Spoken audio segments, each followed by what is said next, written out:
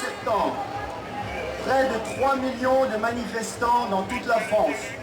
Plus de 12 000 à Dijon. Sous la pluie. Le 7 septembre, c'est incontestablement un rejet unanime de la contre-réforme du gouvernement qui s'est exprimé dans la rue, mais également dans les entreprises et chez tous ceux qui ne pouvaient pas venir aux manifestations. C'est en tout cas, et selon les sondages, plus de 70% des Français qui soutenaient la manifestation contre cette réforme. Malgré cela, le président de la République et son gouvernement sont restés droits dans leurs bottes.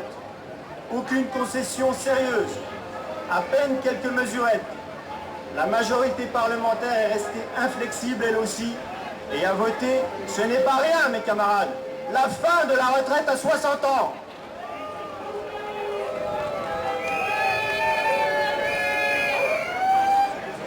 À Force ouvrière, nous ne baisserons pas les bras.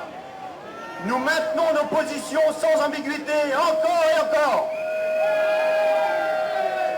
Retrait ou abandon du plan vert, car il ne vaut rien. Nous revendiquons une autre réforme qui respecte les salariés, les retraités et les chômeurs. Une vraie réforme juste, efficace et possible. L'Union départementale des syndicats Force ouvrière de Côte d'Or tient à réaffirmer ses positions et exige le retrait ou abandon de la réforme, car elle ne vise qu'à faire supporter aux retraités, mais aussi aux générations actuelles et futures, les ajustements budgétaires induits par la crise d'un certain capitalisme financier devenu fou. L'Union départementale des syndicats Force ouvrière de Côte d'Or adhère et fait sienne la déclaration de notre secrétaire général Jean-Claude Mailly aux parlementaires le 15 septembre lors du vote de la loi. En tant qu'élu de la nation, votre responsabilité est grande. Pour Force ouvrière, voter un tel texte, ce serait reconnaître implicitement une subsidiarité impuissante vis-à-vis des marchés financiers. Ce serait aussi remettre en cause le pacte social et républicain pour satisfaire aux exigences d'un modèle économique, financier et monétaire qui est précisément à l'origine de la crise. Pour toutes ces raisons, je vous confirme que Force ouvrière exige le retrait ou l'abandon de ce projet de loi et revendique que le dossier retraite soit examiné au regard de ses vrais impératifs de financement et de justice sociale. Les valeurs, y compris sociales, de la République sont supérieures aux contingences économiques. La République ne peut être diluée dans les marchés. Je viens de citer Jean-Claude Mailly. De la même façon, je vais vous parler des femmes et de ce projet de retraite. Pour elles, c'est la double peine. Chacun sait que le projet sur les retraites, consistant pour l'essentiel à travailler plus longtemps, recul de 60 à 62 ans, recul de 65 à 67 ans, combiné à l'augmentation de la durée de cotisation de 40 à 42 ans, pénalise les salariés qui ont commencé à travailler jeunes. Mais il pénalise doublement les femmes, car elles subissent une discrimination à l'emploi, au salaire, tout au long de leur vie active. En effet, l'échéance de suppression des écarts de rémunération entre les femmes et les hommes au 31 décembre 2010, posée par la loi du 23 mars 2006 sur l'égalité salariale, serait abrogée. Cette abrogation récèle un désaveu complet de l'exigence d'égalité salariale, pourtant centrale et indispensable pour mettre fin aux inégalités entre les femmes et les hommes.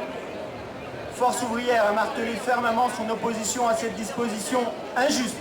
Rien n'y a fait. Ce recul est pour Force ouvrière inacceptable. Il engage une régression majeure de la législation sur l'égalité professionnelle, ainsi discréditée par l'État lui-même. Prétendre agir pour l'égalité professionnelle au détriment de l'égalité salariale n'a aucun sens. Le projet de réforme des retraites sur ce point met en évidence un recul sur l'égalité professionnelle hommes-femmes. C'est donc une double peine infligée aux femmes.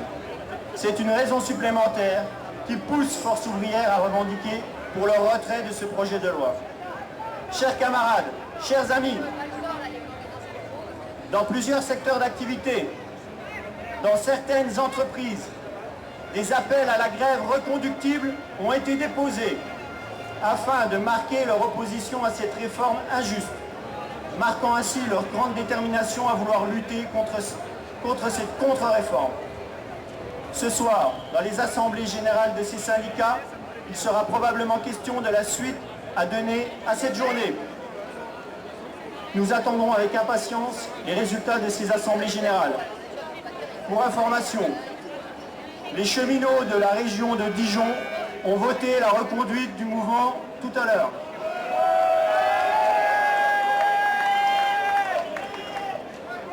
La Force ouvrière, nous en appelons à votre vigilance. Restez mobilisés et peut-être à demain, au même endroit, pour la suite. Ce sont les salariés en lutte qui décident. Vive la Confédération Générale du Travail Force Ouvrière.